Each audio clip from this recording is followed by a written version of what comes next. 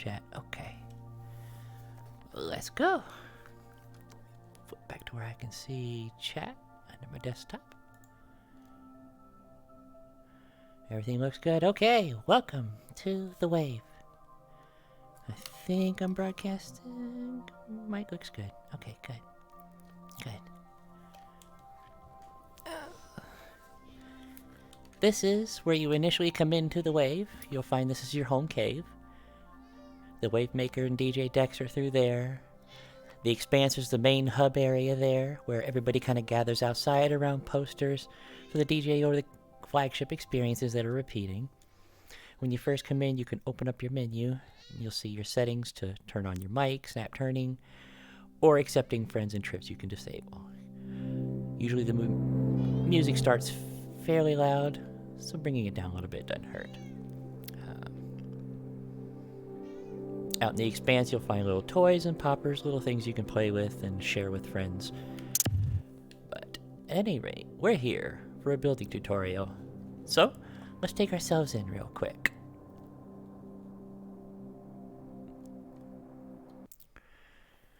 So, here we are in the classical set that I did last weekend on Sunday.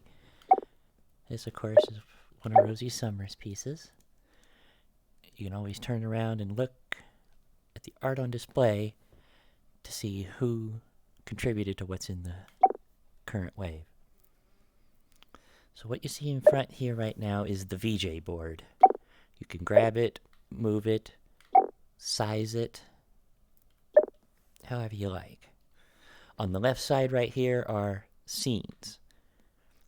If you think of wave, think of it as like building a stage in a playhouse.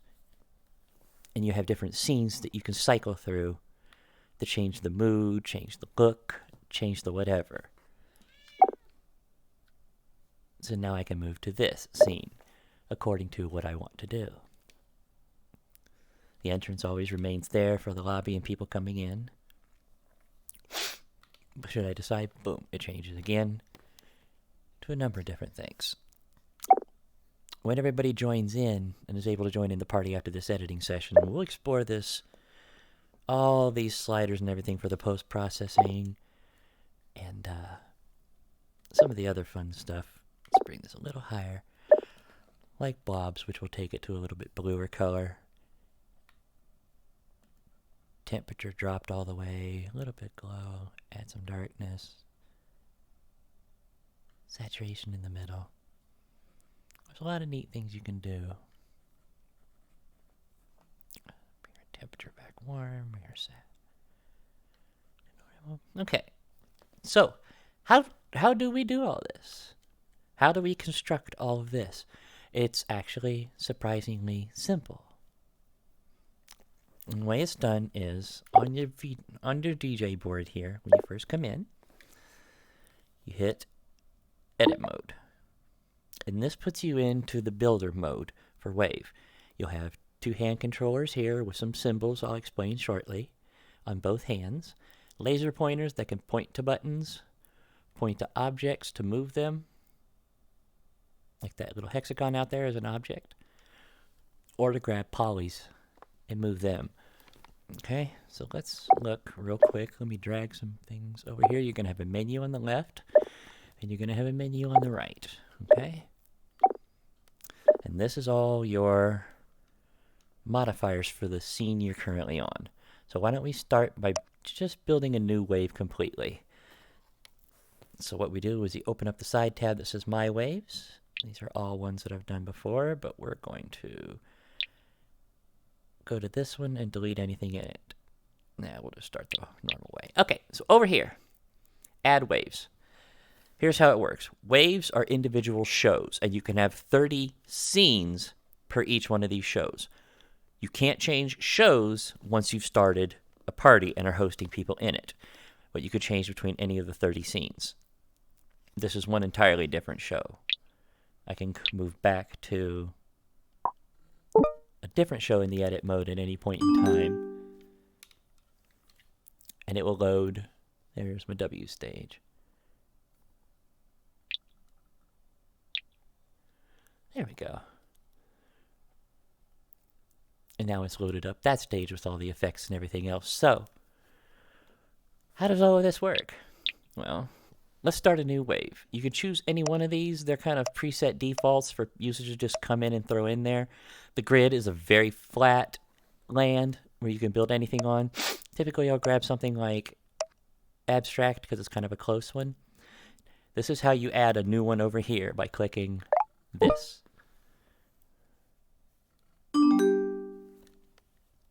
So now it's started a whole new wave. And it's on the list all the way at the bottom down here. It's currently highlighted. We have a base scene and 2 scenes that's already had a little bit of stuff pre-assembled. So to explain the scenes here real quickly. You see base scene, scene 1, and scene 2. Base scene is anything that you want to remain persistent throughout all of your scenes. So for example, in this base scene, we only see the DJ booth, the floor, the other floor, and that's it. Those are going to be items that are going to be persistent through every single scene, regardless of how you change the scene or effects or items you insert into it. So this is important if you want to take that DJ deck, you want to move it somewhere else, you want to put it on a higher level, you want to hide it completely, whatever you want to do, you do that in the base scene. This is your item list right here to start. Anything and everything that is in whatever scene you have selected will appear right here. You have the ability, if I want that DJ station not to move ever, or accidentally grab it, boom, I just lock it in place. I can no longer accidentally grab that. Right now I could grab that floor, move it anywhere. Back. So if I hold down lock, boom. Now there's no way, well, I can grab that one. Boom. Now all of those are locked into position and cannot be moved accidentally in the base scene. I'll come back to and explain post-processing in just a little bit here. But that involves these sliders right here, the glow, the invert, darkness, etc., etc., etc. You can actually take on and put on other ones. We'll get that in a minute. So let's go to scene 1 and take out everything in this little default real quickly. Just delete, delete, delete, delete. Okay. Over here on the right, this is how you add items, whether they are in-app stuff from here all the way down, including floors, skyboxes, lighting, things like that. But the one I use the most is right here, Explore Google Poly. And this is how it works. You hit the search key, and now let's see. For example, let's grab, I like to put different unique things in front of my art to name it, to make it a little bit easier. For example, the little spy story show that I did, I put Rue Spy to make it easier to find all of the individual items that I had made a lot easier. That kind of helped me for my shows anyway. But for example, each one of these is going to be a scene to bring in. And all you do to bring it in after searching it is click it with your trigger, and it comes in. Takes a little second. There we go. So this is the actual model in a small size. If we look inside real quick, there we go. That's the little area. We want that bigger. So let's say we want to make it surround the entire stage here. We can size it like this. Keep grabbing and size it. The way the sizing works is grab it with one hand, click with the other hand, and move it. It works kind of like the sizing in Tilt Brush. It's very easy to kind of intuitively get. But this is all kind of weird. Let me show you a little trick on building that makes things a lot easier. The first button I want to teach you, besides that back and forward button right there, I think those are kind of self-explanatory. Boom, move it back, move it forward to whatever steps you just took, your undo buttons. This right here is called God Mode. And this is really beautiful. It allows scaling for your set. These menus will stay in the same place, but you're able to take the grips in the case of the Vive, and in the case of hello, I can hear you. In the case of the Vive, it's the grips. In the case of the Oculus, it's the bottom triggers. You use both of them together, and you can size the world bigger and smaller, and kind of build like you were on a small model. Okay, So let's make this casino a lot bigger to make it fit underneath this whole thing here. It's kind of a little bit wonky. You can turn yourself around, you can move yourself, size yourself. Yes. Who's asking? Check your DMs. And check, I posted the link in the Discord. Okay. So, this little next tool right here is called the magnet. This is going to help you line things to an X and Y vertical with 30-degree increments going around. So, for example, I want this to line up exactly with that stage right there. So I'm going to grab it. It's a little bit wonky with this index. Let's see. Is that about how I want it lined up?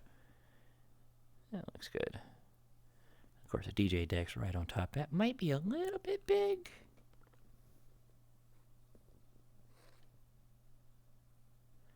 So let's move that over a little bit. Just grabbing it, shifting it. I'll put the DJ deck right in the middle of the floor there. Now, when you come out here, you'll see there's no floor underneath this model. These models don't come in with any kind of colliders. So if I want to put a floor around all of this to make sure people can still walk into these areas out here, you can do that by changing the floors in the base scene. Or you can just add it in afterwards. So for example, I'll go back, go down to the bottom here, and browse floors. These are all the in-game items and app items that have different effects. We'll get into that later.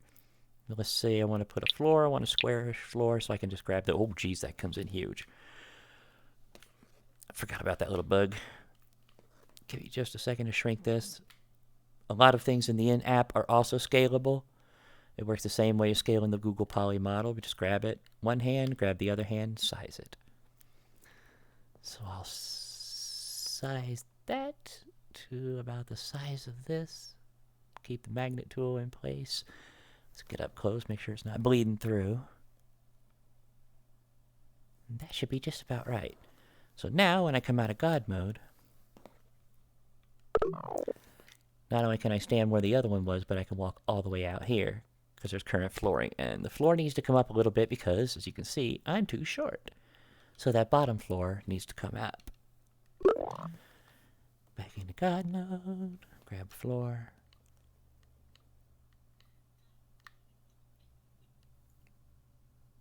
It's extremely useful. Let's make sure we didn't bleed that. All right, let's go back out and check the floor.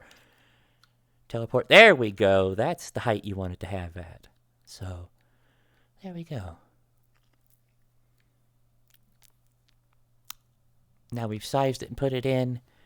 Let's say I want to add...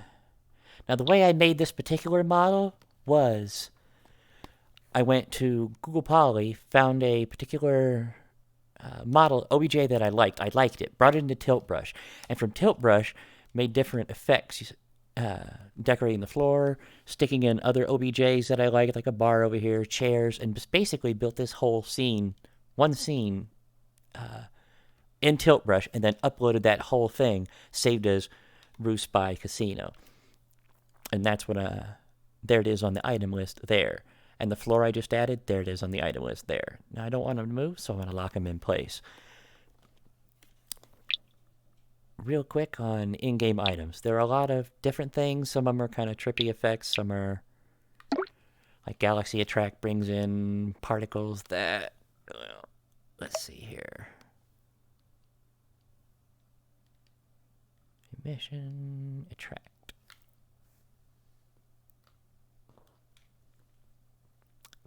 Just neat little effects. Other things like... you'll find some more subtle stuff like clouds. And fog, sometimes like floating trails. They're just very subtle effects. Not of them are all necessarily overdone, but as you're building and adding all of these different things, let's add a couple. Let's grab a laser or two here. These are effects you're going to have built into the show, and they'll be on the VJ board for you to manipulate. Okay, so I want, the question is, where do I want this laser? How do I want it pointing? Well, I don't really want it pointing in right at people or in people's eyes, so I'll give it a right there, and maybe right there to give a crisscross pattern. And then the little cryo blaster, we'll just have that coming up through the DJ booth right there, blah, blah, blah. Okay, just building a quick scene. So this looks okay, but it's kind of flat. One second here, let's spread down. There we go, clean up a little bit. So one thing to look at while we're still looking at in-app items is lighting, because lighting is didn't exist for a long time and recently came in, and it's become a wonderful way to enhance pieces. It's very, very much that art one that I did. You have two kinds. You have point lights and you have directional lights. The way point light works are exactly as you would think.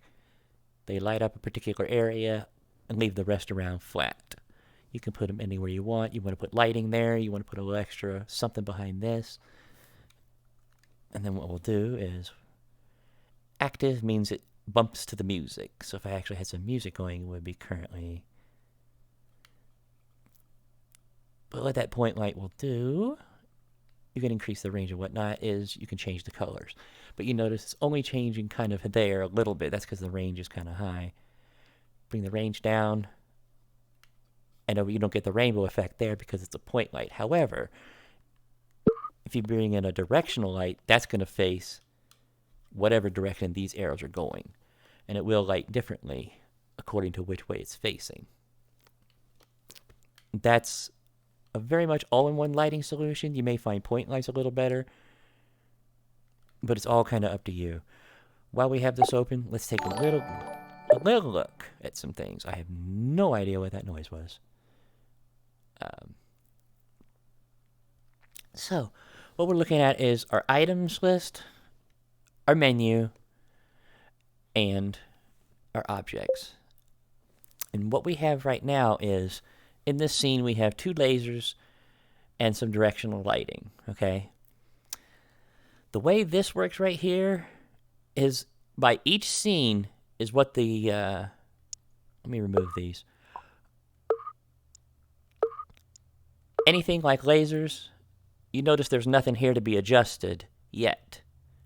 So when you come to scene 1 in the actual show, there will be nothing here. You have to add the sliders that you want to use onto this right here. So for example, when you look at the item over here and you see these 3 sliders right here, that pops out this Modifiers tab, which you can also just point at and bring out as well. You select the item and currently have directional lighting. So I want to add active, I want to add the hue, so I can move the hue slider around and make a little rainbow effect, or change the color to what I want, and a lot of things can affect that. Brightness, saturation, I may set it to a certain saturation and use brightness to toggle how effective it really is. But that has those 3 added. Now, for lasers, I need to select it, make sure the modifiers is open, and here's all the, I tend to use all of these, all the laser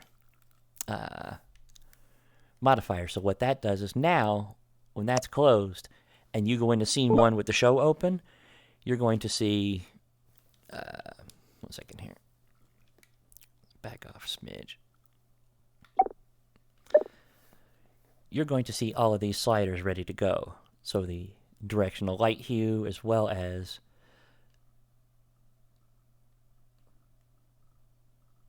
maybe a little bit much. A little bit of scroll, a little bit of strobe.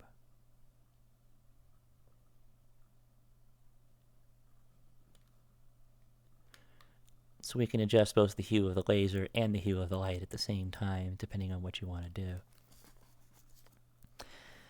These over here are post-processing sliders, and what they do is they add enhancements to the scenes. Glow is very, very, very sensitive. I don't recommend going past the first 2 little clicks of that, because it will be overwhelming. Invert, this one, don't use very often. It is possible to white out a scene and turn it into a completely inverted color. That may be an effect you're going for, but it's a rare one to actually use. Darkness, kind of exactly what it says. You can black out. Be careful. But that kind of brings it to a more muted tone. Saturation is exactly what it is. You move to the center, and it does desaturate all the color out of the scene completely. Whereas moving to the right will oversaturate everything, and in some scenes and some colors that will make things just really pop. It's all about getting in there, deciding what you want to do to add to the side. RGB makes us kind of that little effect right there, where things kind of split in an RGB and then come back together. A neat little effect. Flare, usually take that one off. It's harder to detect. But let's go back to the base scene real quick and go to post-processing and its modifiers. So here we are with all the post-processing. You can only have 6 at a time over here. Okay? What I typically do is I'll take off invert because I don't use it, flare because I don't use it, and I'll bring in blobs and temperature. And the reason for that is save button. Voila. The reason for that is because now I can do a lot more with these blobs and the temperature control.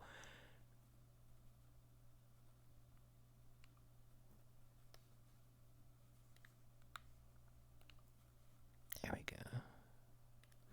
It'll add a bluish tint. Take magentas, turn magentas white. It'll turn greens darker blue. You'll have to get in and play with it to see what the blobs does to the things, but it is... A lot of the post-processing effects do different things, and it's a matter of playing with and experimenting with it to see what you want to do or what you can do. That's why I say when we get in there live, I'll bring in a good scene to kind of play with, so you have something to kind of mess around with. Let's see here. So let's say we want to build a second scene real quick, because we're going to show you some of the other modifiers here real quickly. Okay, so blank slate again. Let's take a look at items we bring in from Poly again real quick, okay? Now there are different types of things you can bring in. You can bring whole scenes, you can bring decorations, simple things. First thing I want to show you is something very interesting, and that is called a tunnel. What tunnels are procedurally generated 3D objects. All these little simple objects right here are going to... Oh, crud, hold on.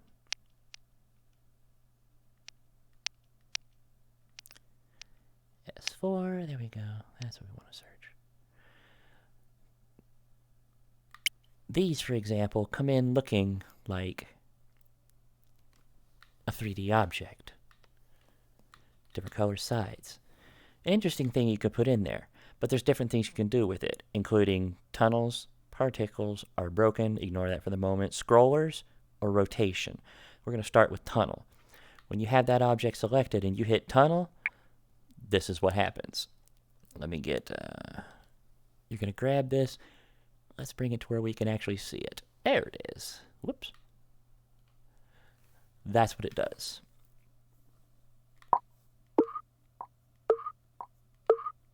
Let's add some tunnel stuff onto here. Aspect scale, scale animation, tunnel spin, rotation, 1 radius, radius animation, scroll speed, number of sides.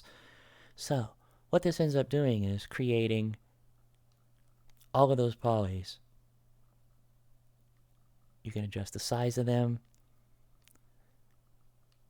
Scale animation kind of does that, where it scales the size up and down. Radius animation will do some real funny, fun things too. You can scroll it down towards you. Let's open up these radius a little bit.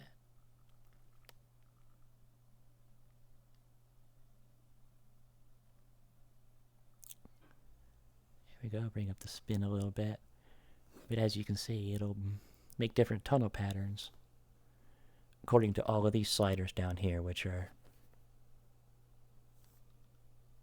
quite a number of them, and it takes a little bit to play with, but that is a very neat effect. You can create some amazing geometrical patterns with it. So let's say we didn't want to make it a tunnel. We'll unclick that. Let's say I brought this item in, and I want to make it rotate. You just click rotation. So now this is a static object that's going to, wherever you place it, begin rotation. And you can rotate on the X, Y, and the Z amount. How this works is you set your rotate speed, not in the middle, because that's 0. You got plus 10 and minus 10. Think of it that way. Set it up a little bit and choose, it doesn't really know which one it is. So that's going to be Z rotation there. And that's going to be Y rotation, spinning that way. And that's going to be X that way. If you ever need to reset it, doesn't look right, just turn off rotation, hit it again. And it resets again. So let's say I want to do that right there and that right there. Now it's going to rotate on 2 different axes. You can do this with pretty much not just simple objects, but pretty much any object you bring in at all. Let's explain scrollers. This was one of my first shows. I used a ton of scrollers, and they're really notorious for being difficult to use, but they can create the sense of motion.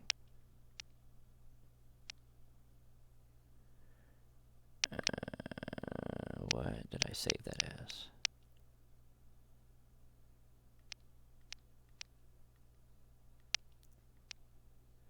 Interesting. We'll figure that out.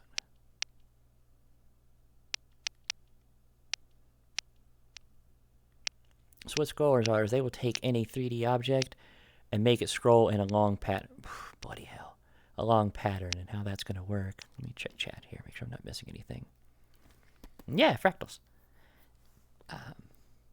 Good lord. Forget it. Let me find a scroller here real quick. I know where it was. Roost by. The train. There we go.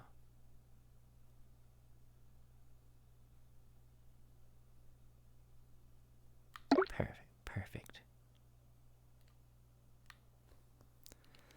I'll have fun with you in a minute. So what this is this is a big 3D object, and what I used this originally for was to create a train scene. So we're going to size this thing in just a minute. But what we have now, because this object is too complex, it cannot be turned into a tunnel. It has 2 options, rotation or scroller. We're going to go for scroller for now. So, here's how this works. We're going to grab this, because now we don't have to size it like that. We can size it with this scaler right here. So I'm going to get it. This stuff is very touchy and sensitive. It takes a little bit of patience. So what I'm going to do first is figure out which way I want it to go. So I want it to come this way towards me. So people will be sitting. I got it facing the wrong way. I want it to face the door and pass that way. But anyway, I want it coming this way, not going that way. So the way I do that is I set the move speed up a little bit and figure out, let's see, with Z distance, it's Z distance. So right now, it's currently scrolling. If I look behind me, here comes that, and it scrolls on by. So what I want to do is, because I want it coming this way, I want to grab this thing, turn it around 180 degrees, get that correctly set, there we go, and now it's set. Let's get that out of the way.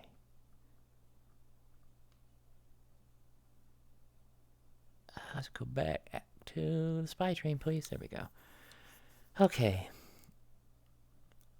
So set the move speed down to 0. That zeroes it out. So that's where it's going to start, and that's where the loop is going to be. You'll see what I mean in a minute. So I've got to grab this thing and shove it way out there and try and get this son of a gun. Like, whoa! Man, got it first try. Let's see, what do we got? Let's give it a little bit of speed here. Now what you can do also is when you're adjusting move Z distance, you're adjusting how far this goes before it loops. See how it goes about this far? And then loop. So I can change that by moving this shorter, so it only goes a little ways.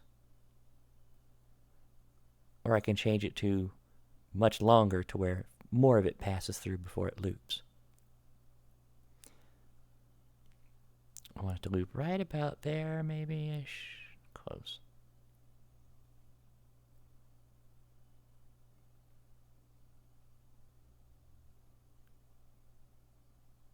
And right about there. Okay, so now we have our loop set. We've got to add these things to the board. The only thing you need to add in this case, move speed, so you can adjust it. You want to not touch that move object size because you've got it sized and set perfectly right now. You don't also need that move Z distance either. Your loop is set. The other whole point of that was, let me turn the move speed down for a minute. Now I can bring in this model.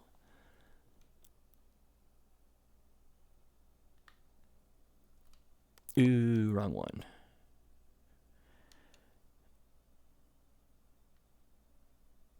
Where is my other one? Think I had the wrong one? Yeah, no, I did. Yeah, I did. This one. There it is. And so now I can grab the train, size it, and set it on the tracks how I want it to.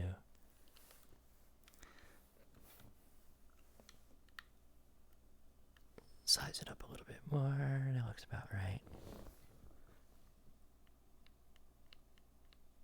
Sometimes grabbing things can be a bit of a pain. Still got magnet on, still got magnet on. Alright. Not big enough.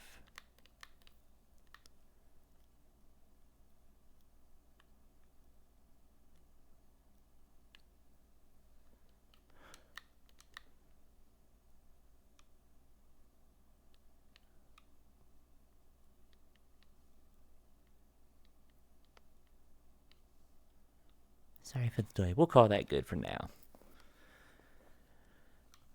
Now that that's in place, we can grab the move speed. Turn this off real quick. God mode. There we go. Let me get out of this mess. Come on, boy.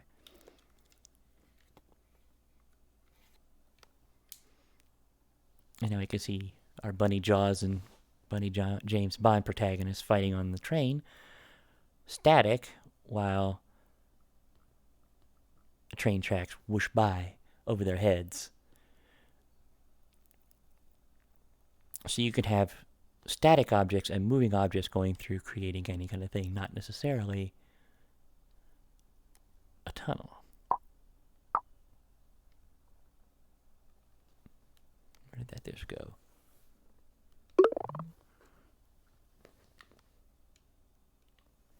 There we go. So there we go. Got two little scenes here, easily built. Anything and everything about Google Poly to know is if it's uploaded as public and remixable, you can bring it into here. Anything at all. Does anybody have a piece up on? They can just like suggest real quickly. We can look it up. Let's add a new scene. Boom, blanks out, ready to go. Okay, name me a piece that's on Google Poly. They get public and remixable currently. You're fine. You're fine. God, I hate my voice. Because you're my new best friend. Thank you.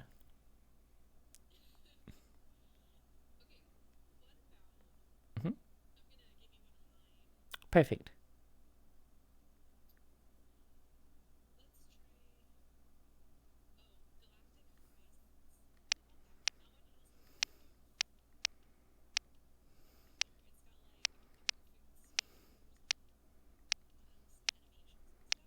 I want to see this. Galactic Horizon. Did I spell that incorrectly?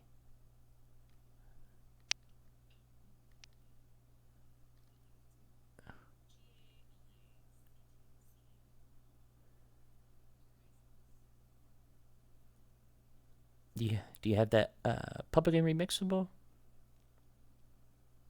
Double check. And that is a big difference.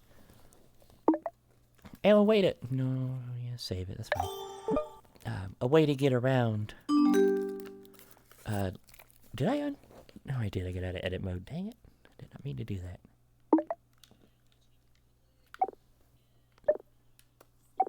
Yes.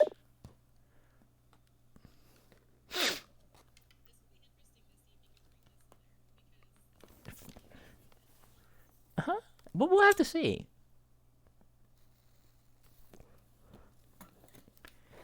That usually comes pretty quickly after you. We'll give it a second here, and I'll show you what too complex is like.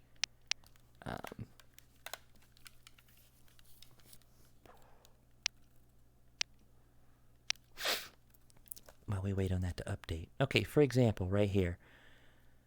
I have no idea why that comes up, but you notice that there's little red bars on these particular pieces right here. And that means that for as much as this has filled up between your base scene and this current empty scene, it's too complex to come in.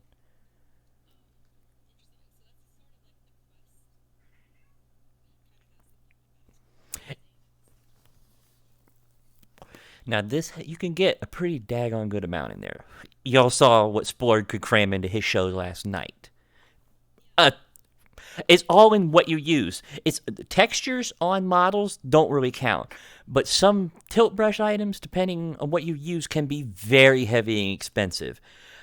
For example, I used one scene that was scrolling a bunch of houses with trees, and for the trees, I used blood spatter, and it was so complex. It was the wrong thing to use because that paints a poly square every time you put a blood splatter in there. So that can make a difference versus simpler strokes or simpler audio reactive strokes. You can cram much more into it.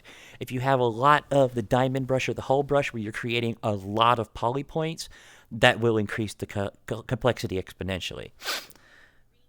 Yes. So like Glitch is one of our programmers and amazing artists. He's got a piece down here that was just too complex. That was kind of trying to use in a show, so it just couldn't be used. But like the tidal wave stage.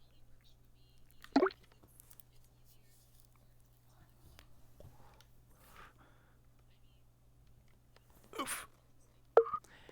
But like when this roof stage comes in, as you begin to add things, let's add another one.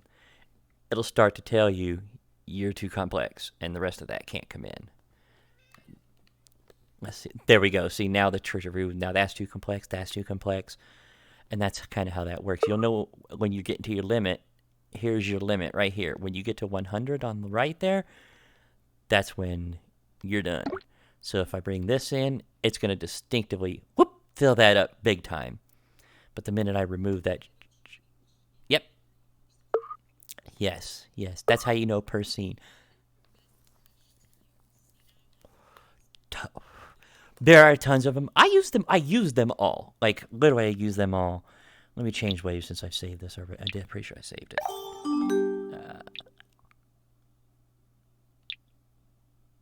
Nova Lounge. Which one's this one? Which one's this one? Oh! Uh-huh. Oh, yeah, it's saved.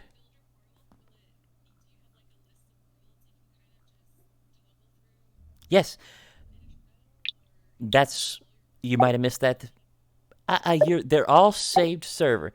That's okay. No. I'm going to run back through it again just in case somebody else arrived late too. So the way that works is you're in the edit mode, okay? It comes up and it initially looks like this, okay, with the modifiers tabbed down to adjust all that stuff, okay? These are your scenes, of course. Your base scene, you think of it, like I said, like a playhouse. You build your base scene, anything you want persistent. So in here, the base scene is just, if you've ever been to the DNA Lounge in San Francisco, this is an exact model of it right here.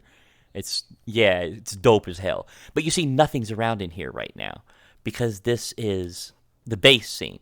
But as soon as I move to scene 2, everything comes in.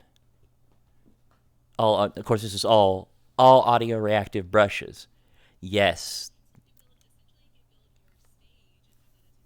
Yep. That's exactly what I do. That's what the floor and the DJ booth. I've moved the DJ booth up there, put a custom floors underneath there so you can walk all along the ramparts. The little rampart, you know what I mean, the walkways up there here in the lounge. And I've built. Yep.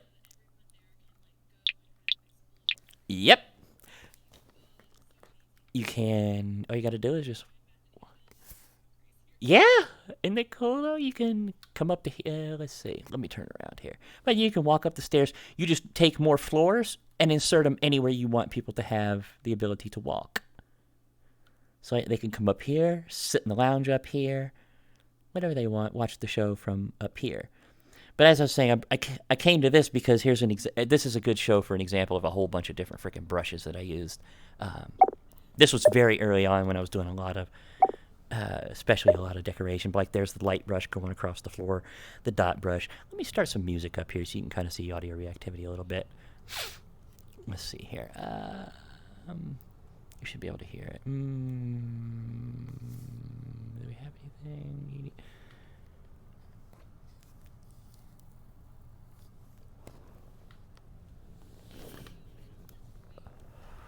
It came out originally in 2017, around September. I came to it 1 year ago after I got into VR. Oh, come on, turn around. Turn, fool. There we go. All right. Pretty sure I got music up, so that should be fine. Excuse me. I haven't started it. Haven't started anything. Let's see. Get this out of the way. Ah, Jesus. 3D and real life space combining. There we go. Okay, let's try that.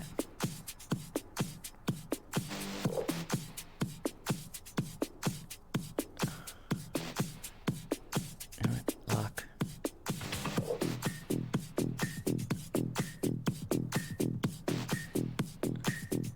Uh-huh.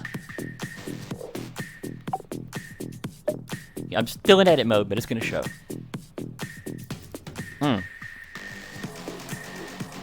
Yeah, when I lock it down, it stops showing that when like I'm trying to move it.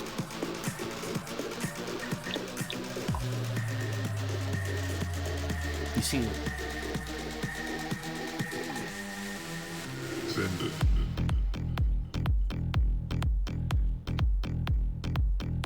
Sorry. Let me know if the music is too loud. I can adjust that. Okay.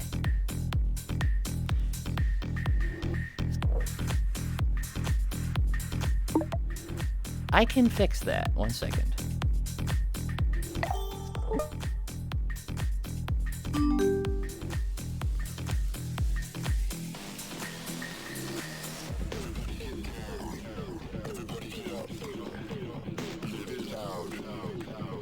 Butcher, I'll help you set up on Poly, babe. It's real easy. You just need a Google account and go to Google Poly, and that's all you do. 1 sec, Savvy. Let me, Oh, no streaming into this channel. Okay, never mind. Probably look at the general.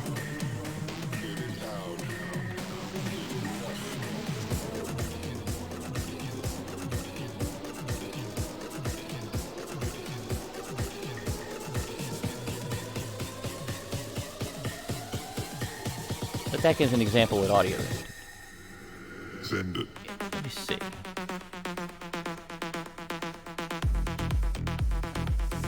Yes, correct.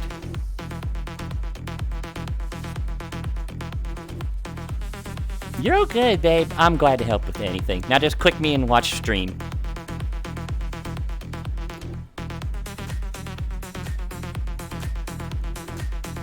Let's get our thing here. Now that we've built a few scenes, we can go through and play with the VJ board just a little bit.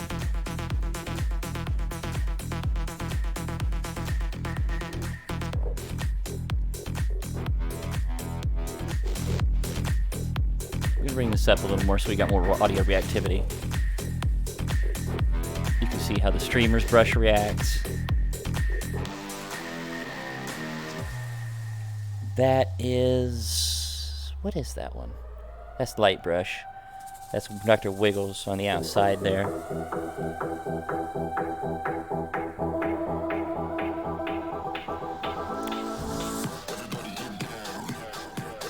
Disco brush goes kind of nuts. Can get very big. Soft highlighter has a nice little effect where you can get it if you do it a soft highlighter run of one color and then highlight it with another color, you'll notice one bounce to the front, one bounce to the front, and it'll actually cycle through colors. Kind of hard to say, except to demonstrate it.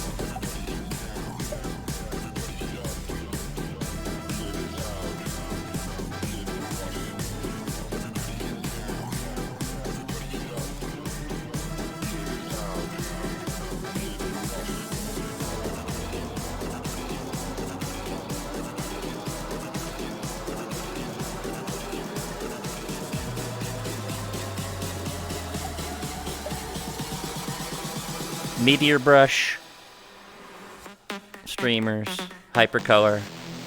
Send it. Let's turn that active lighting down. There we go. Bring the darkness up a smidge. But that kind of gives you an idea what audio activity does in here.